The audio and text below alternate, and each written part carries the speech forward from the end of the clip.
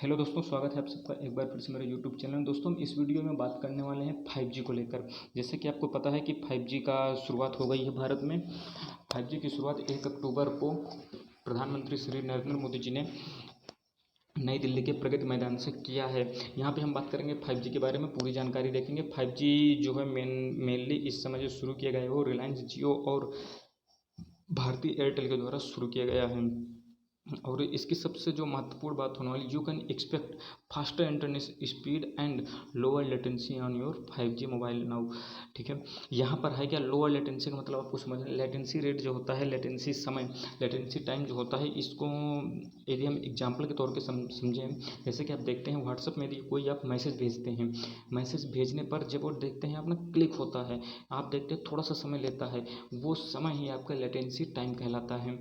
जितना कम समय लेगा उतना ही कम लेटेंसी माना जाता है। जैसे आप व्हाट्सअप कॉल किसी को कर रहे हैं, आप जो यहाँ से बोल रहे हैं उस सामने वाले को कितनी देर में सुनाई दे रहा है, उसे लेटेंसी टाइम कहते हैं। और 5G में कहा जा रहा है ये लेटेंसी टाइम बहुत ही मिनिमम होने वाला, बहुत ही मिनिमम।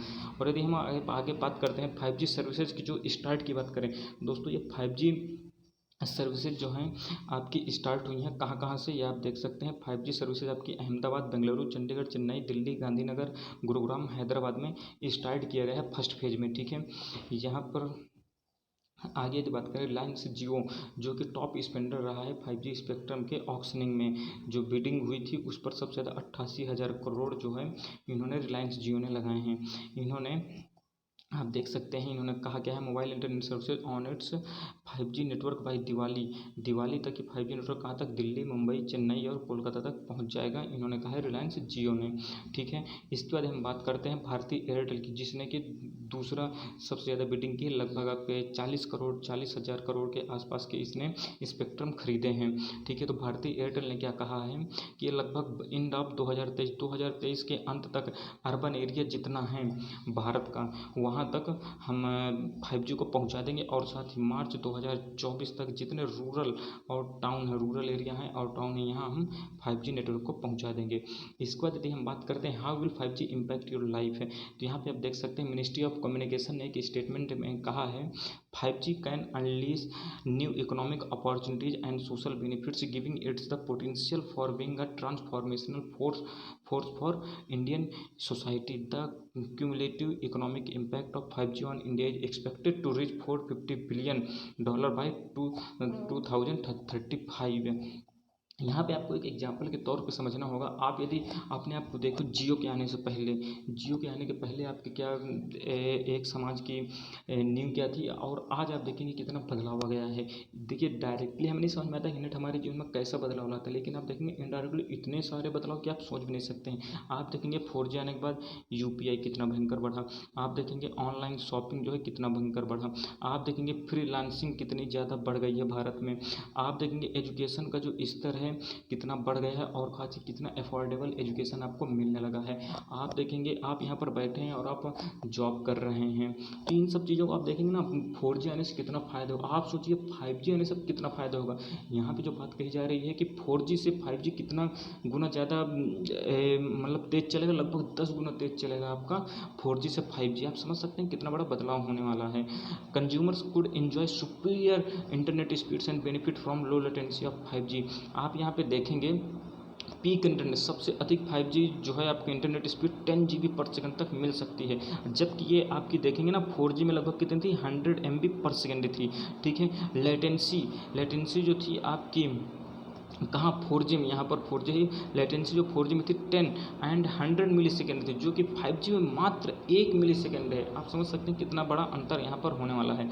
यहाँ पे आप देख सकते हैं latency is the time takes for a device to send packets of data and get a response. ये आप देख सकते हैं लेटेंसी की डिफिनेशन यदि कहीं आती है तो आपको समझना है क्या होती है। ठीक है, अब हम बात करते हैं 5G प्रोजेक्ट जो वो स्टार्ट कहाँ से होता है। आप देख सकते हैं 2017 में सबसे पहले गवर्नमेंट ने हाई लेवल फोरम जो है यहाँ पर बनाया, जिस पर इंडस्ट्री हो गए, एकेडमिया के लोग हो गए, गवर्नमेंट के लोग गए और रेगुलेटर्स हो गए, इन सबको कहा कि आप रोड मैप तैयार करें कि आखिर 5G को कैसे रोलिंग आउट करना है।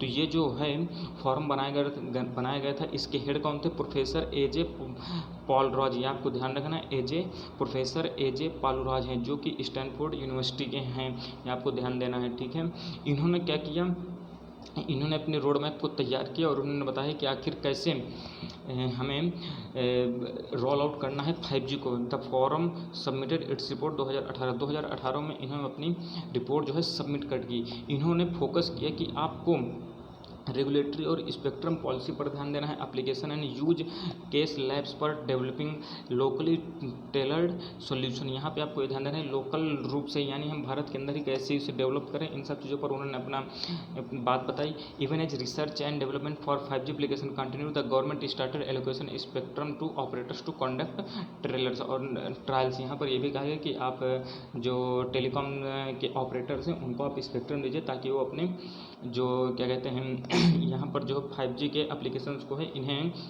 ट्रायल्स को जो है कंडक्ट कर पाएँ। ठीक है, इसके बाद होता क्या है 2019 में टेलीकॉम डिपार्टमेंट जो है और साथ ही ट्राई इन्होंने स्टार्ट किया स्पेक्ट्रम प्राइसिंग को लेकर यहाँ पर बात हुई। और अगस्त दिस ईयर, अगस्त में आपको पता होगा अगस्त में इस साल ही 5G स्पेक्ट्रम की नीलामी हुई जिस पर सबसे ज़्यादा जियो ने खरीदे, उसके बाद एयरटेल ने खरीदे, उसके बाद आपकी VI ने खरीदे। ठीक है, all operators employing the same 5G technology. यहाँ पर आपको पता होना चाहिए 5G जो टेक्नोलॉजी है 5G नेटवर्क जो है डिप्लॉय किया जाएगा मेन 2 मोड पर, एक है standards and non standalone. ये स्टैंड एलोन है यहाँ पर, ठीक है, standalone and non standalone. इनका मतलब आपको पता होना चाहिए। स्टैंड एलोन का मतलब है दोस्तों यहाँ पर जो भी 5G का इंफ्रास्ट्रक्चर होगा वो अलग होगा। ठीक है, यानी न्यू पूरा इंफ्रास्ट्रक्चर 5G के लिए अलग। और दूसरा है non standalone. Non standalone का मतलब है कि जो 4G के टावर थे 4G का जो इंफ्रास्ट्रक्चर था उसको ही अपग्रेड करके हम 5G में यूज करें। ठीक है, आपको यहाँ पर मैं बता दूँ जो जियो है, जियो ने स्टैंड एलोन पॉलिसी को मोड जो है इस पर बात कही है कि मैं स्टैंड एलोन जो है मोड पर काम करूंगा 5G को नेटवर्क को फैलाने के लिए। और यहाँ पर जो एयरटेल है इसने नॉन स्टैंड एलोन पर जाने का यहाँ पर अपना बात कही है। ठीक है, इन दोनों के फायदे और घाटे दोनों हैं। ठीक है, in the standalone mode जिसे जियो ने चूज किया है, ठीक है, 5G network operates with dedicated equipment and runs parallel to the existing 4G network. ठीक है, यानी 5G नेटवर्क जो है ये अलग से काम करेगा, 4G के लिए अलग है। ठीक है, यहाँ पर इन्वेस्टमेंट की बात जो कही है जियो ने, यहाँ पे आप देख सकते हैं इन्वेस्टमेंट ऑफ रुपीज़ लगभग 2 लाख करोड़ की बात कही है स्टैंड एलोन 5G नेटवर्क को बनाने के लिए। इन्वेस्टमेंट निवेश किया जाएगा 2 लाख करोड़ का। ठीक, इसके बाद नॉन स्टैंड एलोन मोड की यदि हम बात करते हैं जिसको एयरटेल ने कहा है, तो उन्होंने कहा है हम पहले स्टार्टिंग तो करेंगे नॉन स्टैंड एलोन यानी अपना जो पुराना इंफ्रास्ट्रक्चर है उस पर से स्टार्ट करें, लेकिन हम धीरे धीरे उसको ख़त्म करके स्टैंड एलोन की ओर बढ़ेंगे। यानी पहले हम रेवेन्यू पर ध्यान देंगे, रेवेन्यू जैसे बढ़ेगा प्रॉफिट बढ़ेगा उस हिसाब से हम स्टैंड एलोन की ओर बढ़ते चले जाएंगे। ठीक है, इसमें क्या होगा इनको एकदम से रुपये पूरा नहीं लगाना पड़ेगा, ये यहाँ पर महत्वपूर्ण बात है।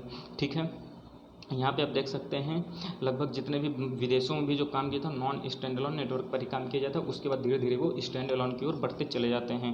ठीक, the biggest difference in the 2 architectures is the compatibility with existing devising ecosystem. यहाँ पे जो बात हो रही है डिफरेंस जो क्या होगा इस पर सबसे ज़्यादा डिफरेंस होगा compatibility of with existing device ecosystem होगा। Most important smartphones today have capability to connect to non standalone 5G networks which are essentially 5G airways transmitted through 4G networks and will require software update by their OEMs to be able to connect to standalone network। ठीक, यहाँ पे आपको पता होगा जितने भी आप देखेंगे ना इसमें जितने भी 5G मोबाइल आ रहे हैं यहाँ पे नॉन स्टैंड एलोन नेटवर्क को कैपेबल है कनेक्ट करने के लिए।